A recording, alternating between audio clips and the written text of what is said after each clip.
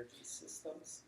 I'll work out of the Youngstown Business Incubator. I'll be joined by Aaron Quinlan from Valley Solar and our other partners on this project, the gals from Hudson Fastener. I apologize they couldn't make it this afternoon.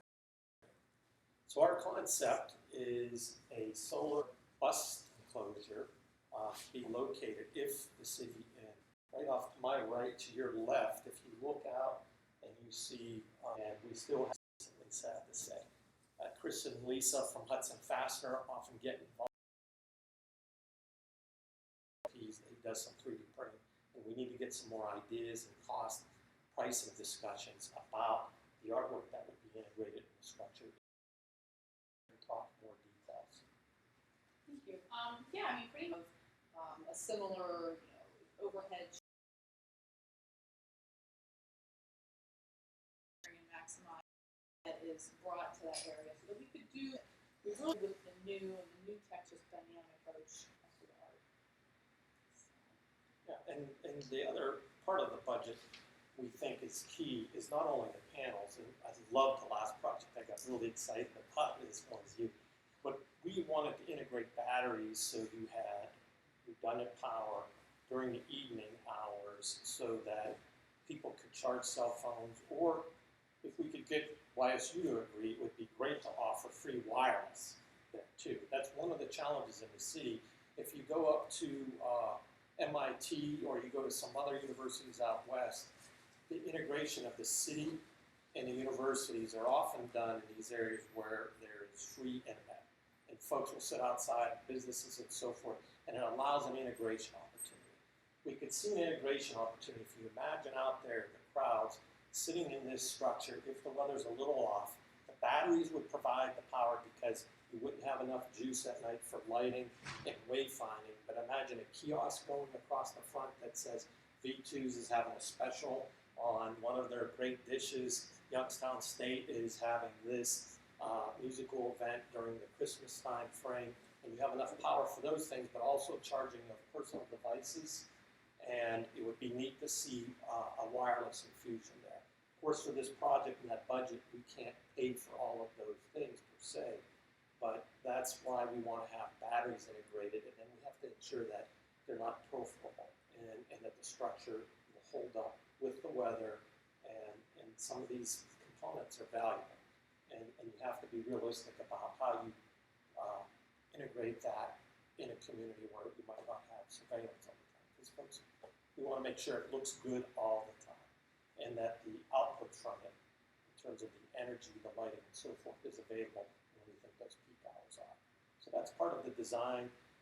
It would be, and we have not done this yet, vet this with the city as well as the Covelli Centre and look for some cost share art behind it.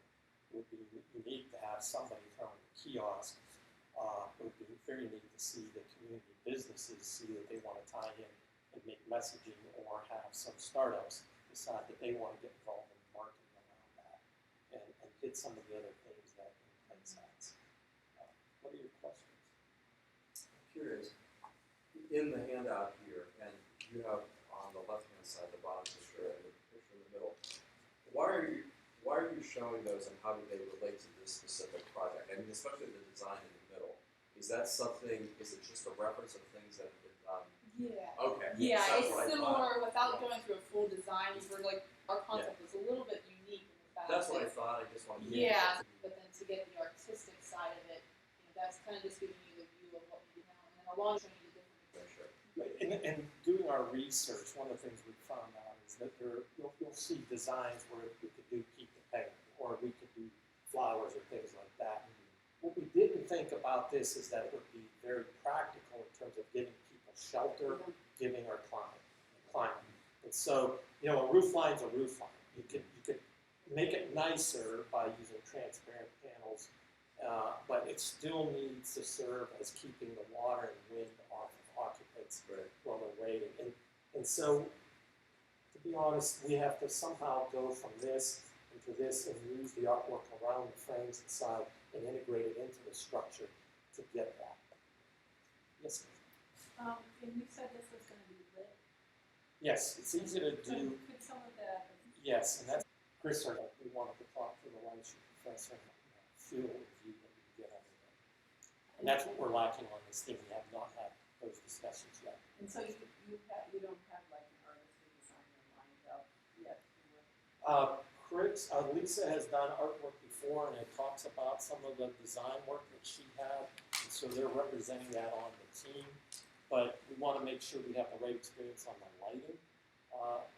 That hasn't, she was open for us to find additional feedback on it, because once we engineer that in, we have to make sure batteries are sized appropriately, and that the system functions from an engineering standpoint, especially in cold weather, the capacity is going to be much less. So I just have one more comment. As somebody who rode the bus for a year, who did without a car, rode the bus for a year, I always sort of looked at these shelters, which are, for lack of a better word, pretty shitty. yeah. And they're just, when you're riding the bus, like, to have something that was a little bit more beautiful, especially at night illuminated, that they sort of have this presence, because it's hard. I like the idea of having like a stronger space of shelter. I also like really pumping up the aesthetic of this, because in this town, public transportation is seen as something that's only for the poor. Yeah. And when I rode the bus, I can't tell you that people were like, "I'll take you home. You don't have to ride the bus. I'll take you." And I was like, "No, I'm cool with this." Because I lived in a bigger city and I rode the subway, and I've always been thinking about how do we make, my brother sits on the board at WRTA. How do we make this? Because there's so many times that I've just moved in Youngstown, have a car, and make you want to ride the bus. Right. Right. Exactly. And that was my mention of, we could have it in multiple locations. Right. You could see in the city, Right. there's multiple locations that something like this could be utilized.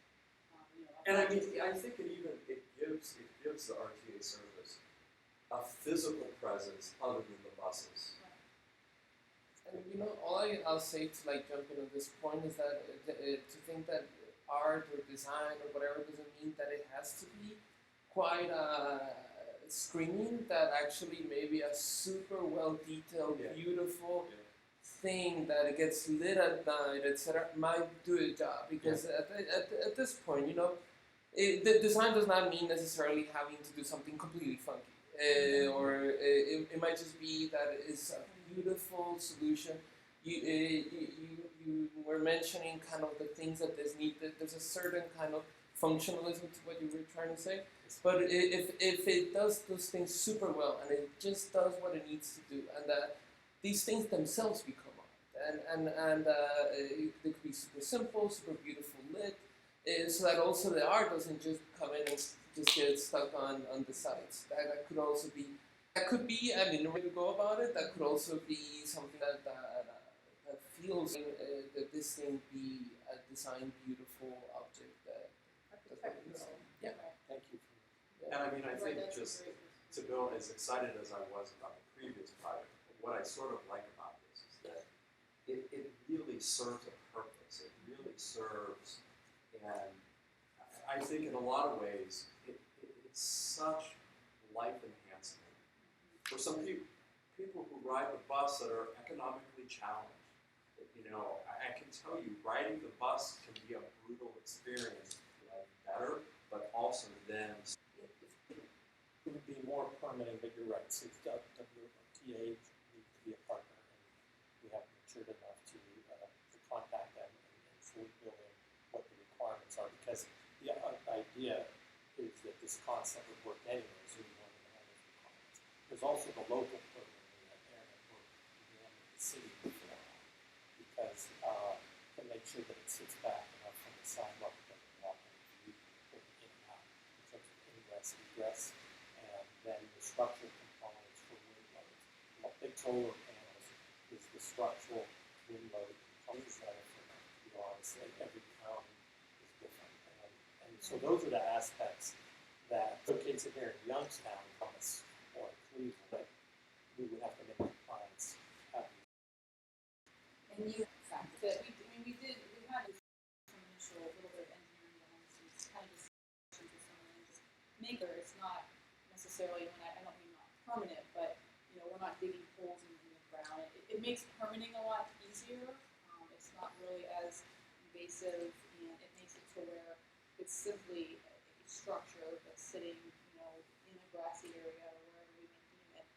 So the permitting is very minimal. And really, the terms as far as, is it on an exact bus stop? Maybe not. Maybe it's just somebody, maybe it's not for just bus, drivers. Maybe it's for just pedestrians crossing the street, or somebody who just wants to get a little bit of shade in the hot summer, or a little bit of shade in the winter time.